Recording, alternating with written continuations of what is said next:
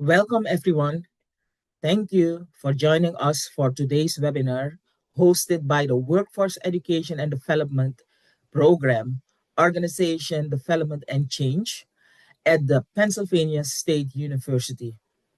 This session is a part of our monthly free webinar series. My name is Marcia Ruimel. I am a doctorate student in the Workforce Education Program at Penn State. I will be moderating today's webinar alongside my colleagues Halima Hada, a doctoral student in the same program as I am in, and Dia Waterton, a marketing specialist at Penn State. We are excited to engage with you using Zoom's features. At the end of the presentation, there will be a Q&A, but also a survey. If you want the presenter to address your question, please type in the Q&A. If you encounter any technical issue during the webinar, please let us know in the chat box. Our online Master of Professional Studies in Organization Development and Change is designed for professionals seeking the skills and knowledge to lead organizational change effectively. Accordingly, we offer a PhD program in workforce education and development with concentrations in human resource development and organization development. Since April 2020, we have established a continuous monthly free webinar series featuring experts from around the globe. Today, we are excited to present Building Future ODC practitioners through the promotion of youth civic engagement skills and dispositions by Professor Todd Lee Matthews. It is my pleasure to introduce him to you. Professor Matthews is an associate professor and chair in the Department of Sociology, Criminology, and Criminal Justice at the Sacred Heart University in Fairfield, Connecticut.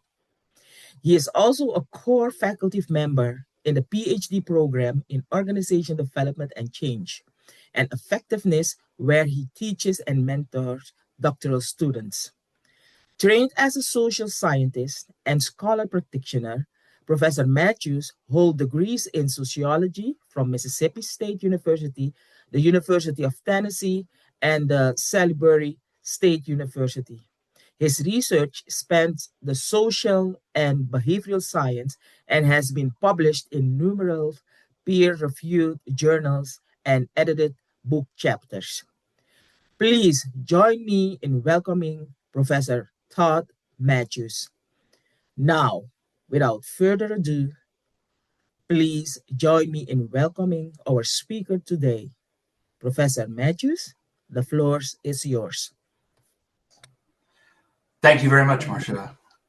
And thank you also, Halima and Nadia, and everyone here this afternoon. I very much appreciate you being here. I did also want to note, since the information I shared with them, there is a slight update to my bio. You may see there, Founding Director, Institute for Applied Behavioral and Organizational Sciences. So actually, my academic position has moved slightly. I still teach in sociology as well, but primarily now I'm teaching in our doctoral program in organization development, change, and effectiveness at Sacred Heart University. So I'm very happy to be here today. I've got contact information here. Please feel free to connect. I'll share this again at the end. As you can see, the title, Building Future ODC Practitioners Through the Promotion of Youth Civic Engagement Skills and Dispositions. This is a topic that has long been of great interest to me.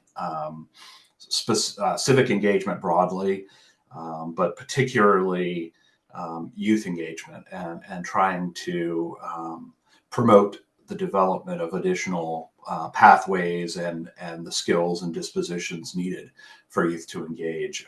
While I was in grad school, actually, I stumbled upon this quite accidentally, but it was very surreptitious for me because I've long had these interests in kind of democratic participation and communication.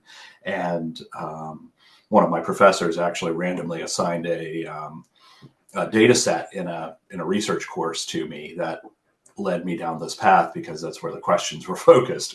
So that was almost 25 years ago. I published one of my first articles out of that project, which was looking at youth civic engagement then, and have continued my interest in that area, and have kind of gotten back into it in the last 4 or 5 years.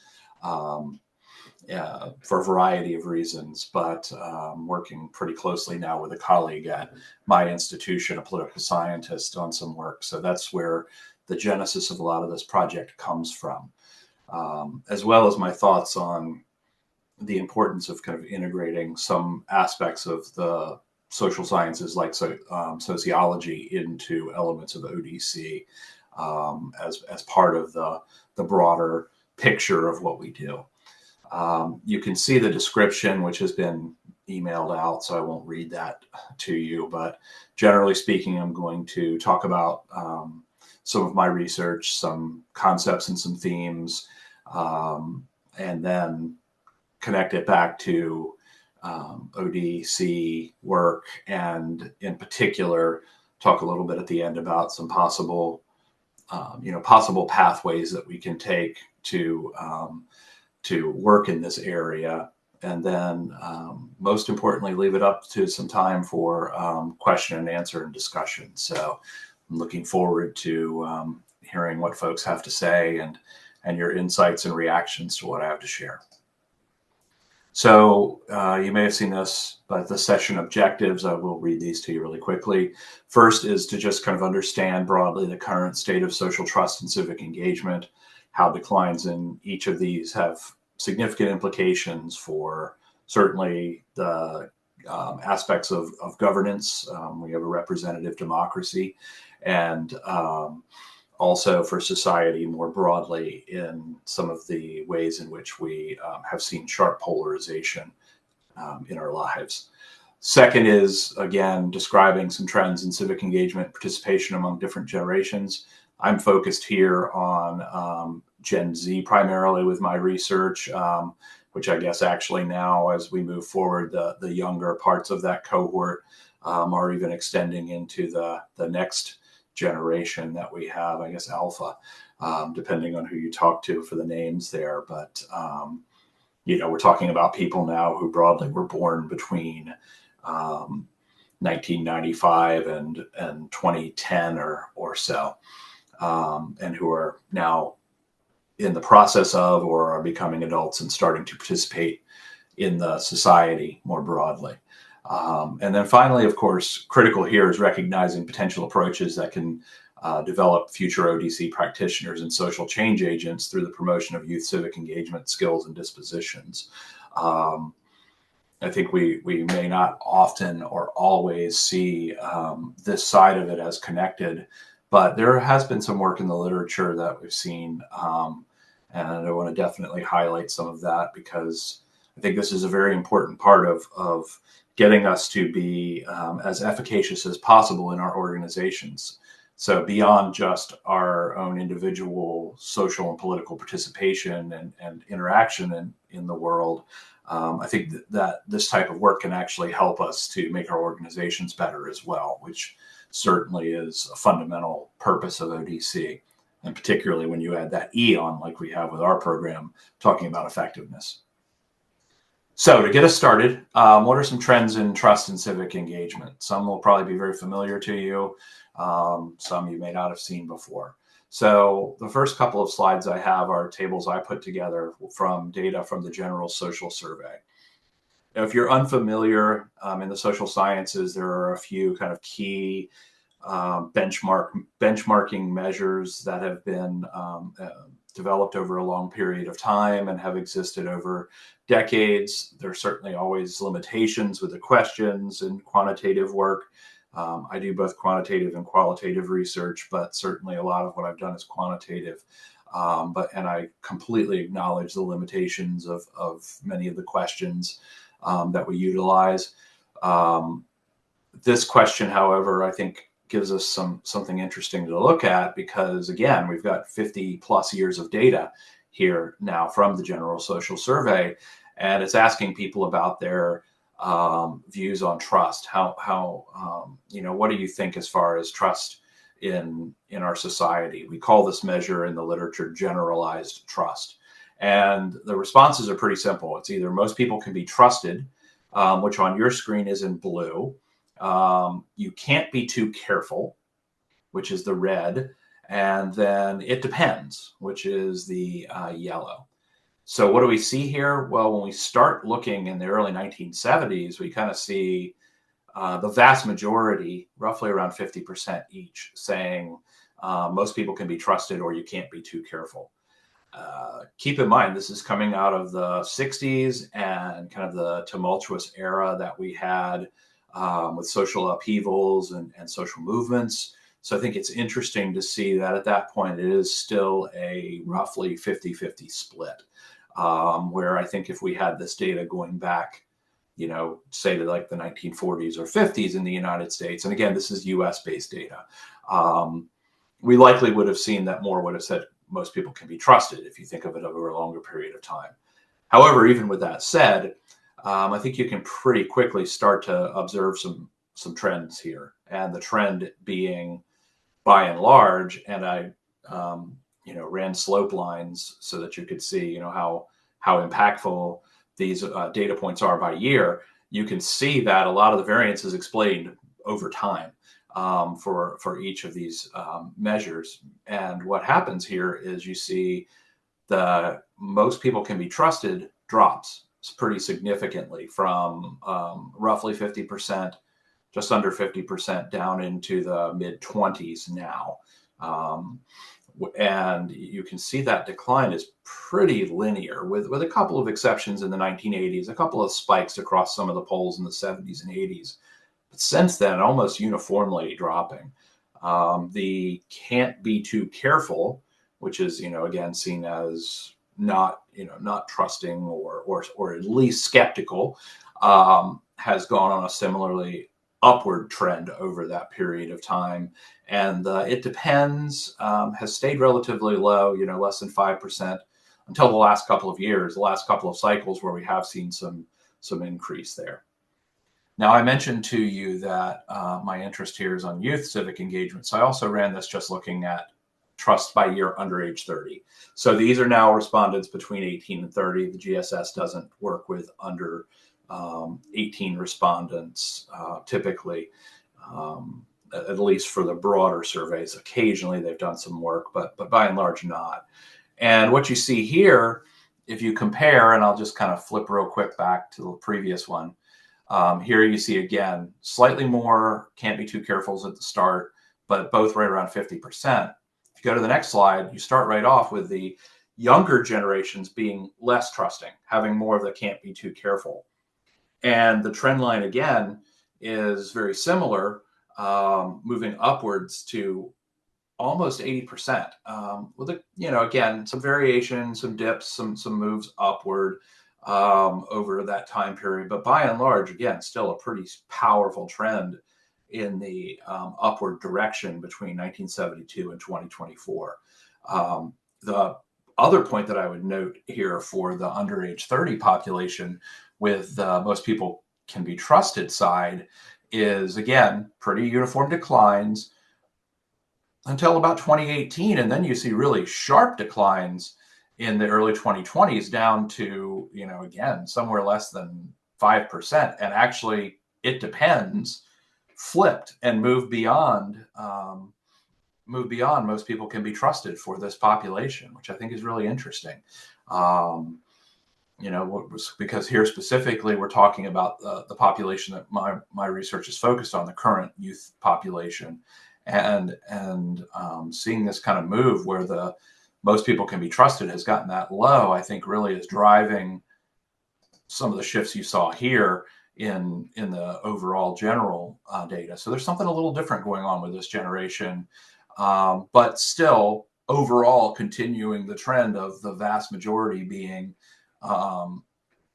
not as trusting or having more concern about generalized trust, as we would call it. So really quickly, Some other work, Gallup also has been tracking these trends over time. Some of this you might be more familiar with. Certainly we've seen, when we think of more specific forms of trust, which are here, declines in state government trust a little bit, not too much, local government, not really much at all, which kind of fits in the literature. People talk about how staying closer to home is more, closer to you. We tend to have higher levels of trust, and you'll see that in some of the research that we've done as well. The federal government, on the other hand, and specifically people having a great deal or fair amount of trust in the government to do these particular tasks or these particular institutions, you see, again, through this time period, by and large, pretty sharp declines around the different issues, around international problems, domestic problems, the executive branch, the judicial branch, the legislative branch, to the point where, some political scientists would argue, oh, this varies and flips based on who's in power in Congress and partisan ideology. And certainly there's a true element to that, where you see the numbers do change somewhat when you look at shifts in administrations, where right now, for example, Republicans are more likely to trust in the federal government overall than Democrats or independents. And likewise, in 2021 to January 2025, it was the reverse when President Biden was in office. However, there is still a secular downward trend, and so even with the partisan dimension, it doesn't explain fully the overall declines in trust that we've seen. I note this too, that it's not just government. Trust in a variety of other institutions, mass media, trust in now specific people, men or women in political life, and trust in even in the American people as an overall block, a homogeneous block of our fellow citizens. All of these are declining pretty sharply. Mass media certainly taking a huge hit, and actually, if you were to go back and look at the previous slides, you see mass media in some ways is less trusted now than even politics. So how does that then translate into our actions? Is trust, are these things connected? What are we seeing when we talk about people acting? Well, we do see with data from a 2022 survey here, and there's others that I could share with you. I just like this figure. It's nice and clean. You can see that the respondents in this survey, pretty representative, about 60% voted presidential election. This was done in fall of or summer of 2022. So they were talking about the 2020 election then. So this was actually a little lower than the percentage who voted according to the election data. 54% in the local election. And then you can see, fairly decent other forms of participation, which political scientists and political sociologists look at as far as kind of other metrics of participation besides just voting, because democracy and public participation and civic engagement is more than just simply voting. So 28% signed petitions. That number's gone up a lot in the last 10 or 15 years, and largely the internet has made that much more viable than it was decades ago. Donating money to an organization, 23%. Boycotting a company, 21%. Deliberately purchasing or from a company to support some sort of cause, 19%. Contacting officials, 14%. 10% donating money to a campaign, and 8% attending local town halls or city council meetings. Interesting that some were more willing to give of money than they were to attend at the most direct form of their the closest to them in terms of democratic engagement within their local communities, where a lot of the issues are most directly impacting. But I want to note to you that when we do this work also, we often see that there's a big difference in what people did, what they report that they did at least, and then what they report that they plan to do. This was done in fall of 2024, and it actually corresponds to the time frame of the survey my colleague and I did that I'm going to talk about in a minute. We saw voting, 38% had voted in a state or federal election in the last 2 years. So that would have been the midterms or off-year elections.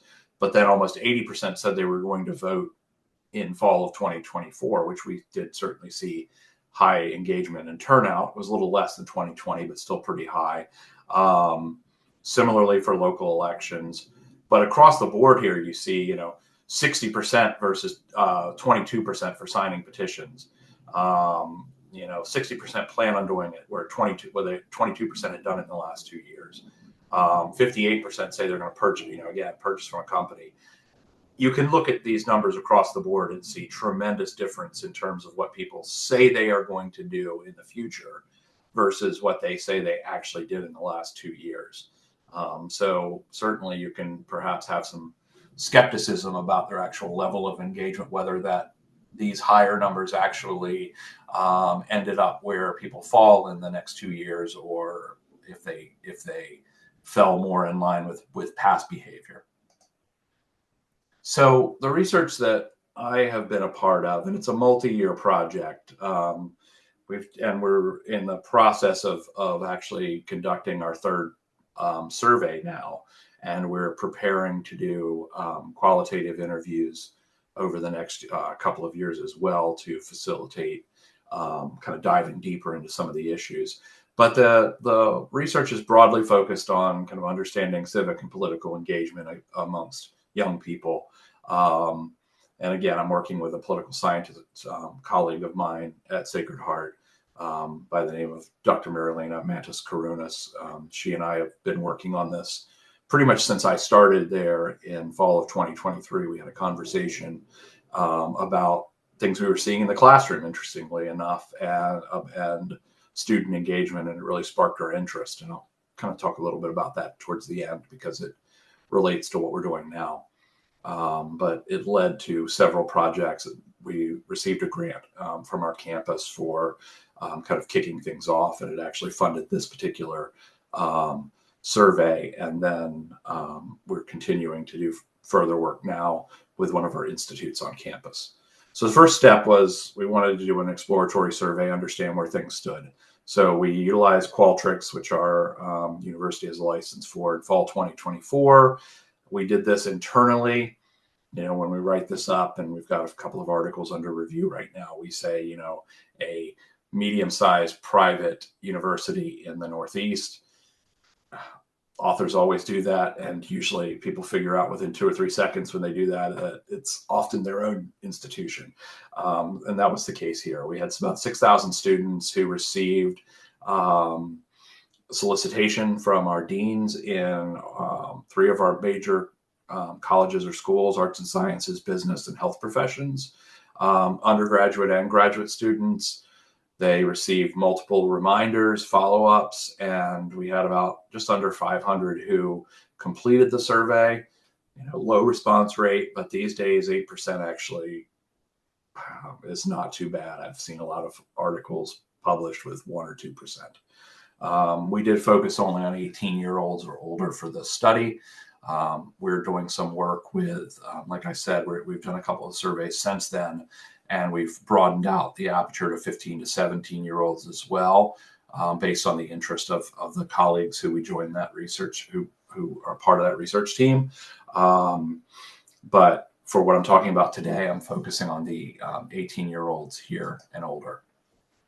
Just going to give you a little bit because I do want to keep moving us forward. In our survey, we ask about political different types of political or civic participation in the past year. We added a question about kind of volunteering at a community organization.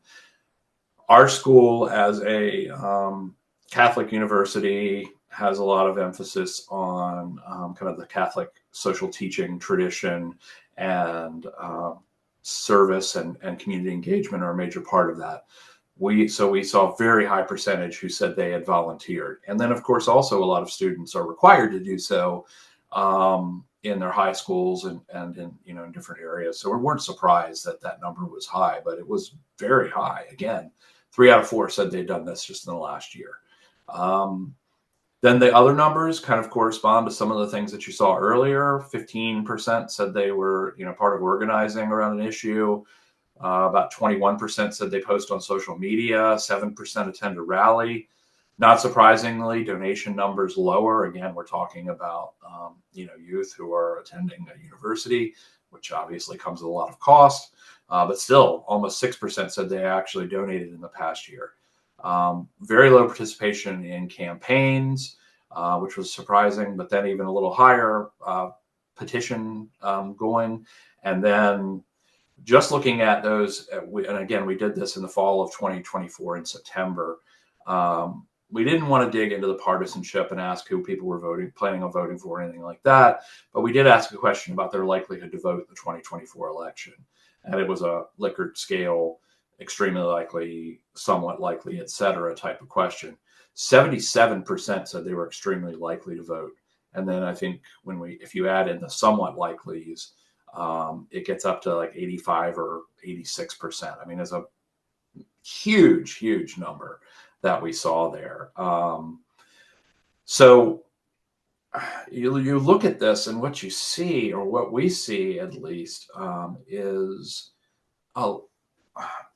there's a perception, and this is common with each new kind of cohort or generation that emerges, but I think it's particularly been visible with this generation, kind of comments and contrasts within organizations and within the media, of a generation that is not, maybe a little selfish, maybe a little self-centered at least, and not necessarily that engaged in the world besides their devices, their content, their phones or social media.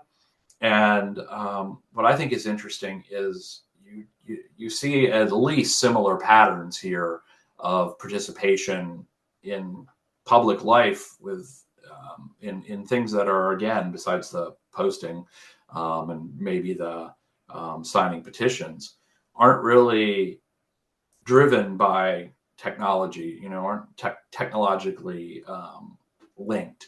And certainly participation that at least is comparable to other cohorts, other groups of people right now who are a little older.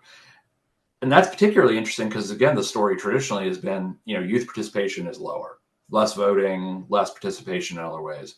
And so our survey, and again, we did another survey that I'm not reporting on here because it was a little more focused around issues of sustainability and social justice in their participation.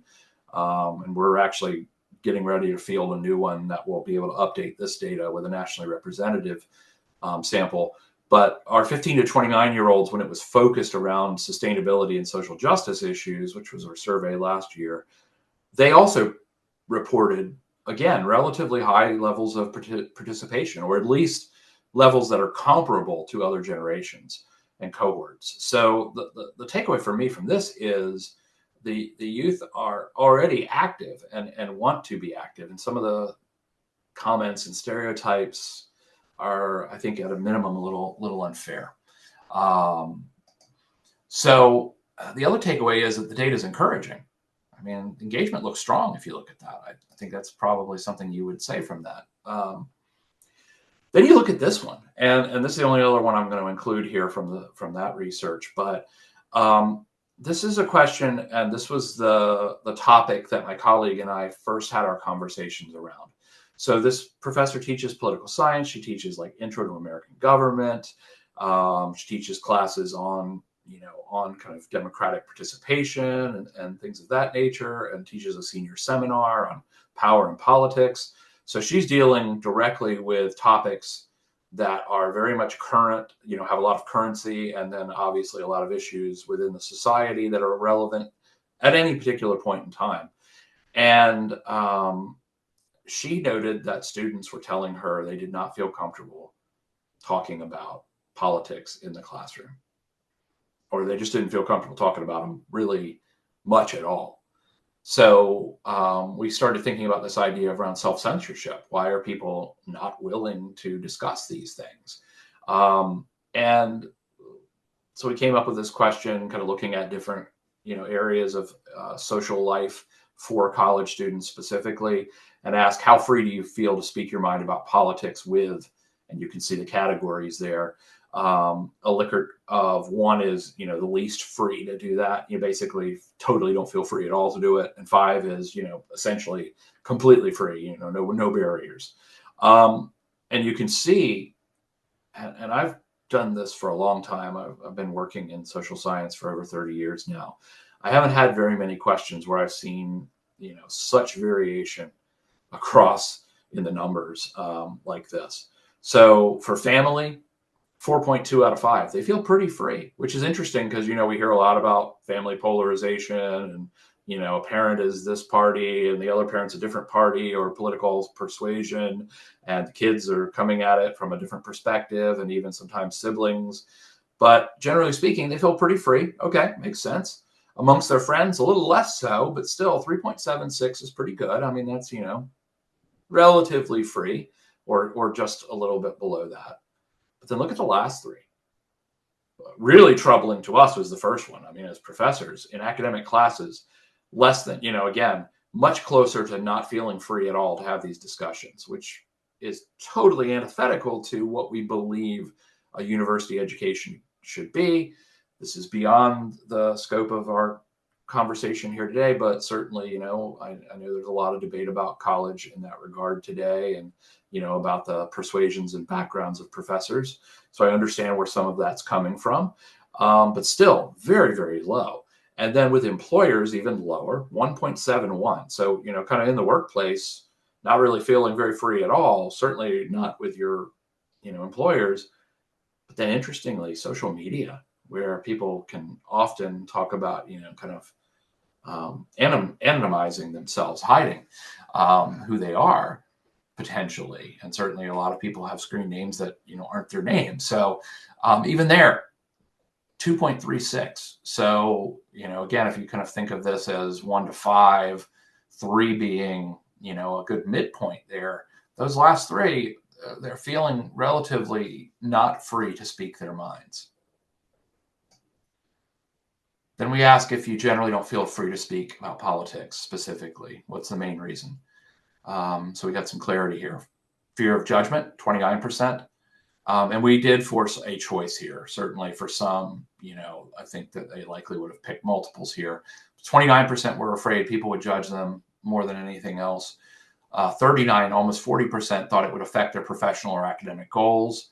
And then 32%, there may have been other options, or they just were unsure. But certainly not a culture and not an environment that's very conducive to public dialogue, public debate around important issues. So far less encouraging now, where we see some of the data. But how does this matter for our organizational lives? This is the so what, the importance of trust and civic engagement. So first, take just a second, think about how you'd answer those questions about generalized trust. Do you think people can generally be trusted, or most of the time, or are you not sure, or you think it depends? That question.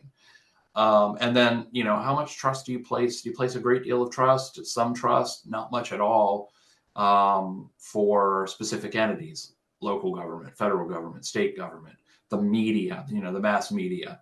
Or even, here we didn't ask about trust in education for this survey, but even trust in higher education.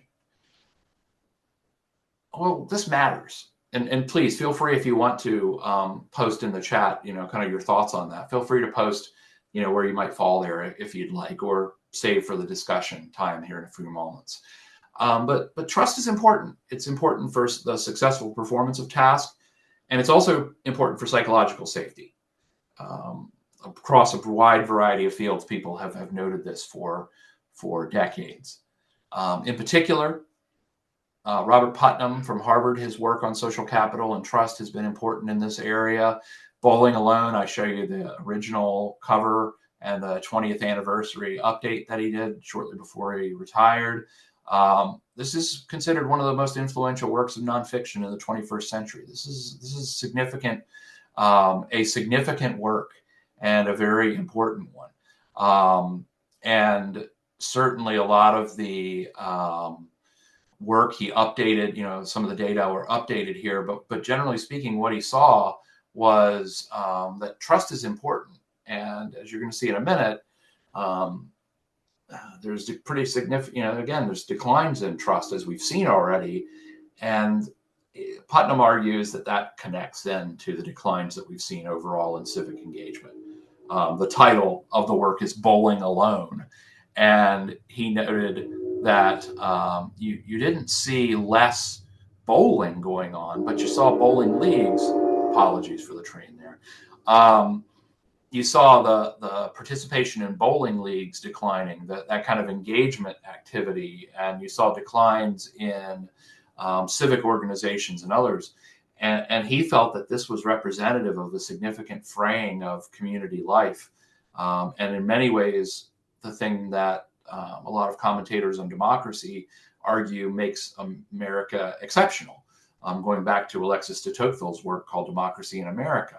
And he said this is important because honesty and trust lubricate, I love some of his wording, by the way, but they lubricate the inevitable frictions of community life. In other words, we're always going to have conflict. We're always going to have disagreements. But honesty and trust help us to work through those. And it's not just trust, it's trustworthiness, where we actually demonstrate through what he calls generalized reciprocity. We demonstrate trustworthiness to each other. And then he also then focuses on what he describes as thin trust. This is the general trust again. That's why that generalized trust question I asked, and I showed to you first, is the idea that trusting in your family and your friends and things that are very close to you is one thing, but in a large pluralistic society such as ours, where we have common connection and obligations to each other, not being able to say you hold trust in this general, in the general public, can really be threatening and damaging to our systems of government and our systems of social life. He noticed then, again, the yardstick, as an example, just to share with you really quickly, declining trust is the U.S. crime rate. Crime rose sharply from the 50s through the early 80s. In the 50s and 60s, and even in the, through the early 80s, those were periods where we had a lot of community engagement. So we had a lot of what he called social capital and civic engagement. And then the decline started. But at the same time, the crime rate also declined then. And we saw significant declines. If you look at the data that's available, it's leveled off a little bit in recent years, but still record low rates compared to the middle 20th century. Much less murder, much less other types of crime. But Putnam says, look, what's happened as our trust has declined. Yeah, our crime rates also declined, but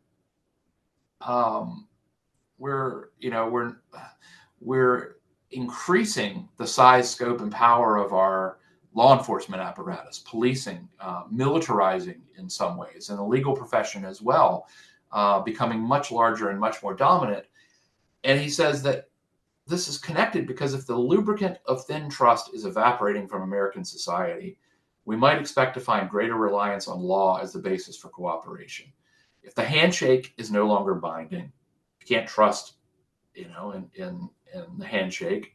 If it's no longer binding and reassuring, perhaps the notarized contract, the deposition, and the subpoena will work almost as well.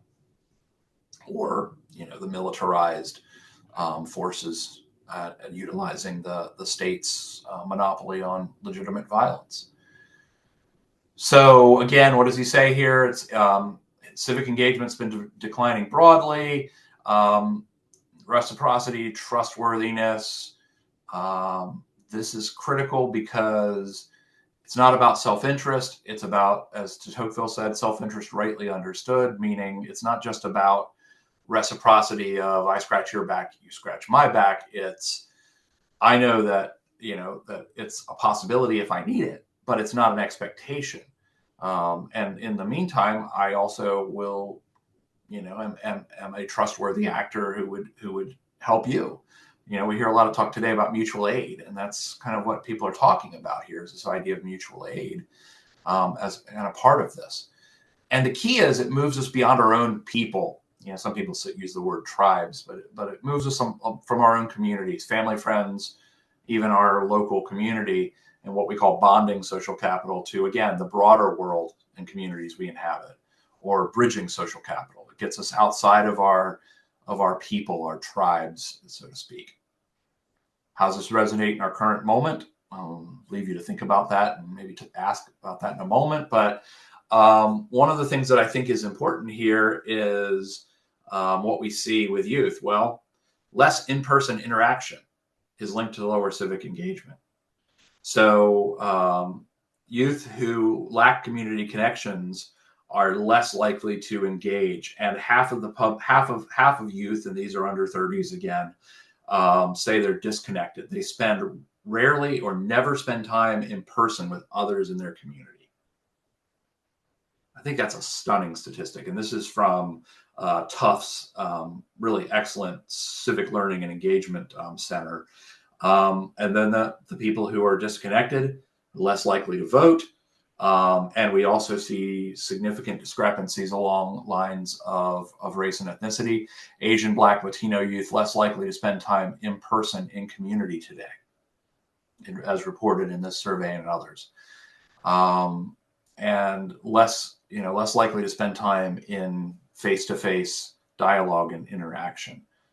Or even, again, I know we're virtual right now, but even dialogue that you could have in a situation like this. And the argument, the takeaway is that investing in disconnected youth is the key to democracy. So back to the research I described, I just want you to take a second and think about how you'd answer the questions about your openness to engaging in dialogue with different actors, especially around politics, friends, family, school, organization, social media.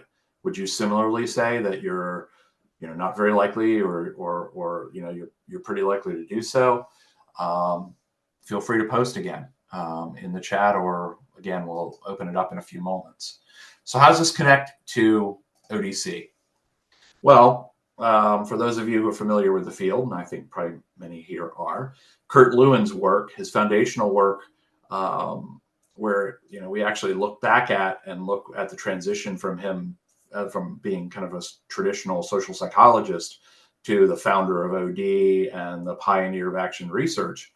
A lot of that work was around racial dialogue, including where I'm located now in Connecticut, and facilitating dialogues across communities in the mid-1940s, in the years, around the end of World War II and right after that, and times where we were very divided, and in many ways, legally so, with laws on the books that really restricted some of that, kind of cross-racial dialogue that led to the formulation of T groups, inspired a lot of what we see, and inspired it to be collaborative and dialogic, to engage in dialogue with others. Another social scientist, social psychologist, Leland Bradford, a few years later, noted there's a clear need to educate and train people in more effective participation in group and community problem solving and productive endeavor. He said this in 1950, but it rings just as true today, especially around the skills of democratic behavior, as well as in democratic values, attitudes, and beliefs. Joe Raylan, I don't have this on here, but he wrote a recent article in 2012, and he talked about how in the United States, our emphasis in dialogue or in dialogic situations, especially in the public sphere, is often on adversarial skills or rhetoric that can be used to win an argument or persuade an audience rather than to facilitate collaboration. Very antithetical to what we talk about in OD, and certainly I think a skill that can and indeed needs to be cultivated, particularly in the current moment. We see some of this in efforts in appreciative inquiry, dialogic OD, certain other areas as well. We do see models that can help in this regard. However, they haven't really been focused on more general, fostering these skills more broadly, and certainly not around youth per se, which I think is an important piece here. So, I'll skip over this piece as far as the communication, but again, just noting the dialectic and dialogic communication. Richard Sennett, a sociologist's work, says, one is about resolving conflicts, that's the dialectical, and the other is about greater understanding, empathy, and sociability. One of the big criticisms of some of those OD approaches, the dialogic OD approaches, is that they don't actually get to solutions, or they're not, not really about problem solving. But that's not, I don't think that's a fair critique. But certainly, we can work and develop models that can be both dialogic in nature and also, be effective. And I think that's an important area that we're hopefully working on. And then the question also comes into who do we communicate with? Once again, contact theory. You may be familiar with Gordon Allport's work back in the 50s. Robin Williams, a sociologist, not the comedian, worked on this in the 40s as well. And I would argue, again, this is critical because, the importance of expanding beyond our bubbles is essential in a pluralistic, complex, democratic society. It's absolutely essential. And obviously, we're not seeing that today. It's essential because of our VUCA world. And it's essential because, think of this model of the organization. This is what organizations look like today. My colleague, Dr. Anton Shufutinsky, is a nuclear framework for understanding the complexity of organizations. This isn't drawn from that, but it's a similar idea. How do we communicate and dialogue effectively and democratically in this sort of environment? And this is without considering the external factors. How does this impact? How do these external stakeholders affect our communication and dialogue? And again, I draw on Putnam. Fostering genuine dialogue and efficacious democratic participation within organizations is critical, and it requires high levels of social capital, the trust, the reciprocity, etc. So how do we actually get there? Really quickly, because I know we want to have a few minutes for conversation. A couple of examples. Example 2 I'll share first is Braver Angels. Some of you may have seen that. It's an organization that exists, and there's other initiatives like it that are trying to expand democratic deliberative dialogue and trying to foster conversations across especially partisan political divides around important and contentious issues.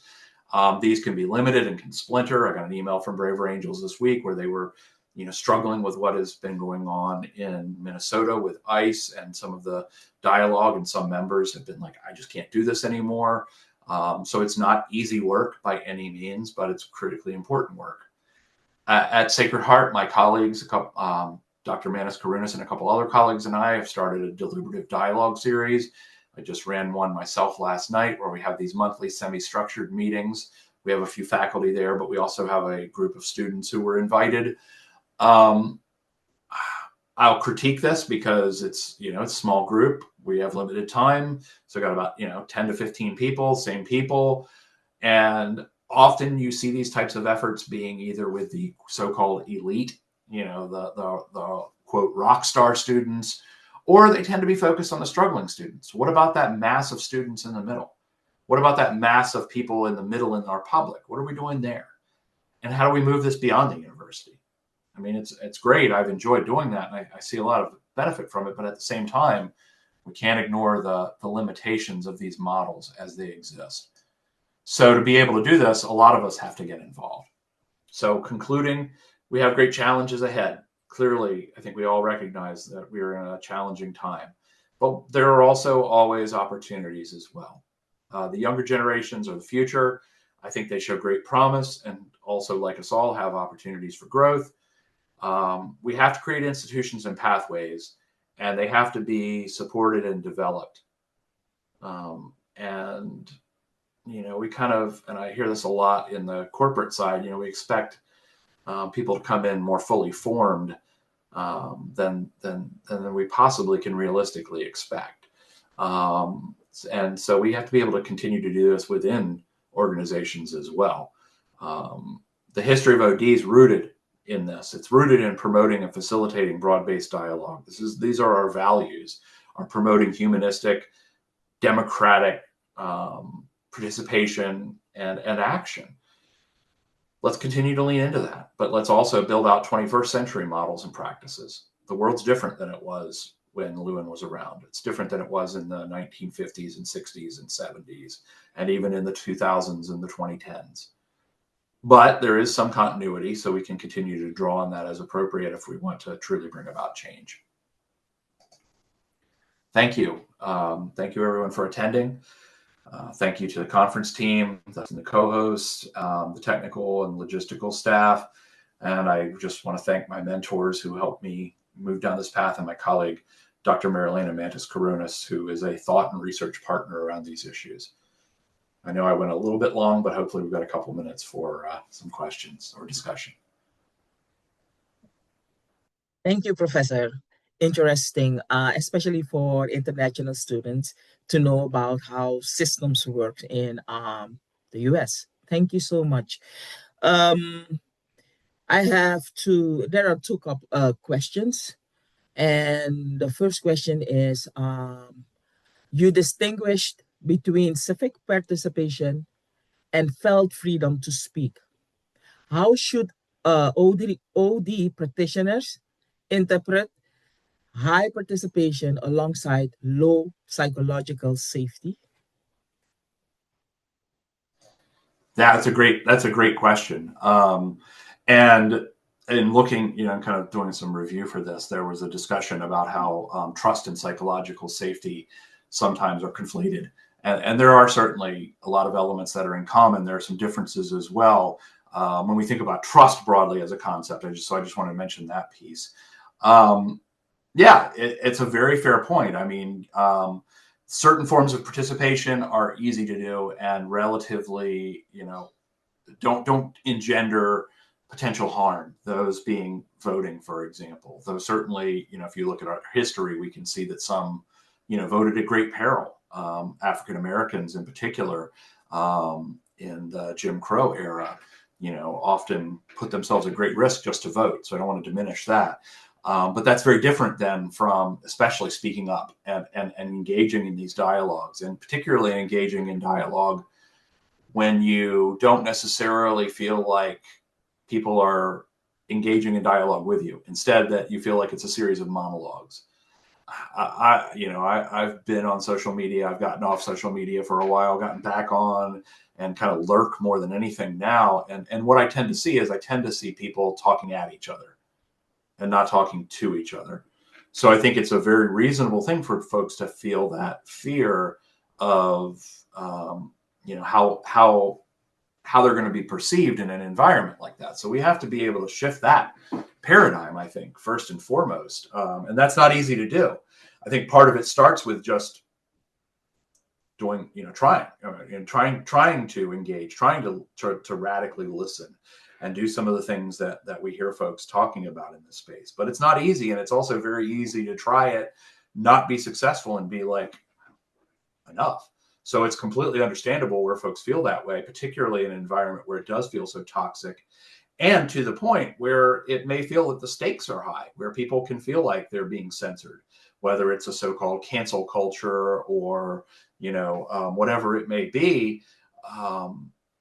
People aren't legitimately their fears are not illegitimate. So it is understandable that taking that step there's a certain amount of courage that goes into that.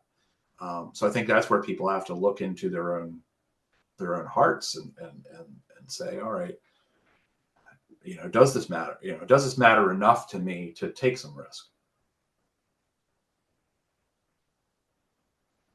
You said there was another question? Mm-hmm.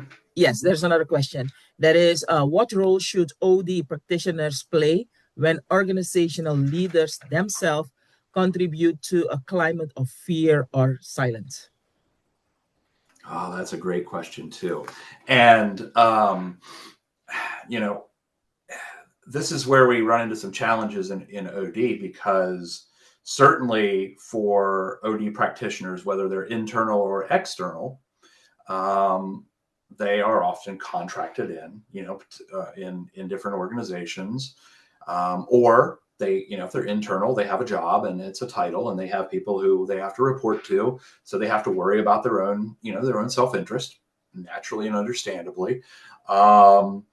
And in many cases, yes, they may be in organizations where the leader is, saying they're going to promote these values of they want to hear from people, but then the second someone says something that they disagree with, or that runs apart from their kind of orthodoxy, they they push back or they pressure them. So there is an element of courage again, and there's also an element of I've heard from some scholar practitioners and some practitioners especially who've achieved some notoriety in ODC, that they pick and choose their engagements in that regard. But for a lot of people, they don't have that option. They just don't have the option to say no, because they need the money or they need the work, or they really truly want to affect change within that organization. So that's where we have to really, I think, continue to lean in and then demonstrate the value, demonstrate the ways in which short-term and long-term the work that we do can be impactful. It's hard to do, and it's not easy work, and it's not also short-term, which means that it doesn't necessarily correspond to a CFO who's looking at quarterly projections, or a CEO who's thinking of their bonuses or things of that nature. So it does become tricky, but it is an important, it's an important part of what we try to do and what we've always tried to do in this field. Thank you. And we have another question in the Q&A. Maybe you can check it. It's about your thoughts on youth civic. I'm not. I'm Do you want seeing me the to read chat. it? I'm not. Yeah, if you don't mind, because I'm not seeing. I'm Yes. just seeing the chat. Mm-hmm. Okay. I'm a county commissioner in a rural NW Washington State County. Our commission made a resolution to establish a youth commission to foster youth civic engagement. Local youth organizations then asked us to pause and take some time for youth engagement in the actual process of creating a commission, rather than having adults create the model and then invite you to participate. Have you seen particular youth civic engagement models that work? That are similar to that. That's really interesting. And if that individual wants to contact me offline, I'd be more than happy to talk further about it, because that seems really like a novel sort of initiative. I mean, certainly we have, we see some efforts where youth are kind of, self-starting these types of initiatives. I don't think there have been a lot that have been written extensively about yet. I'd have to go back to some literature, specifically kind of focused on the youth side, but I know anecdotally, I've seen different efforts that have been started, where people have been trying, especially around the dialogue side of things, or the kind of the promotion of behaviors like voting in particular, or even just kind of being more aware, gaining more knowledge about the political process. That I've seen some on. I haven't seen that much recently. I think that's more, from literature maybe a couple decades ago. But I'd be happy to dive more into it with that individual, because I think it's very important. I think you're absolutely right to see kind of self-driven initiatives as important. So thanks for bringing that forward too. And it's interesting that came out of the political apparatus there. Really interesting. Thank you, Professor. And that individual will contact you. It's mentioned in the chat. Thank you, Professor, for this engaging presentation. And thank you, everyone, for joining us today. Before I close, I do want to ask you to kindly take the survey or the poll that is popping up in a minute on the screen. So it would be nice if you could take the poll. It will take about a minute to finish the poll. So thank you in advance. On behalf of our Workforce Education and Organization Development and Change Program, we hope you enjoyed today's session. If we didn't answer your questions, please feel free to email us or contact us or the presenter directly. We would love to hear your feedback on today's webinar, so please take a moment to complete the survey or the poll using the QR code, the link, and of course the poll as you see it on your screen. Our next webinar will be featured, but we will be featuring Professor William Rothwell discussing using organization development to build a neurodiversity inclusive corporate culture. And that's on February 27, 2026 from noon to 1 p.m. Eastern Time. Remember to register for our events. And once again, all our webinar series are free and they are available on our website as well. We want to make sure everyone has the opportunity to join us. So you can also stay updated by following us on our Instagram, on LinkedIn, or Facebook. Thank you again for joining us today. We hope to see you soon. Have a great day and good night to our guests in different time zones. Thank you all.